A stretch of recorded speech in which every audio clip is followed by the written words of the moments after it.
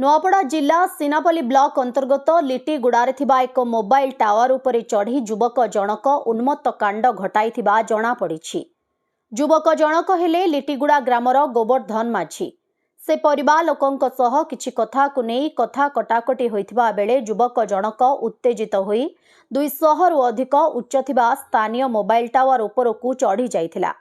एने सीनापल्ली अग्निशम विभाग अधिकारी नरेंद्र कुमार प्रधान नेतृत्व में एक टीम पहुंची बेले खबर पाई सीनापल्ली थाना अधिकारी रश्मिता प्रधान निर्देश रे घटनास्थल में सीनापल्ली पुलिस मध्य पहुंची। दीर्घ समय पर विभिन्न उपाय चेष्टा करी अग्निशम बाहिनी युवकों को उद्धार करथिबा बेले तळको ओह्लाइबा परे पुलिस काबू करिथिला। सेठारु युवकों स्वास्थ्य चिकित्सा पर परिवार लोकों को युवकों को हस्तांतर करागला।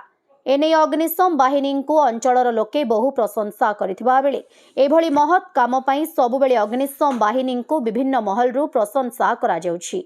नुआपड़ा जिल्लारू जगन्नाथ सागर रिपोर्ट ओडिशा हाइलाइट समाचार।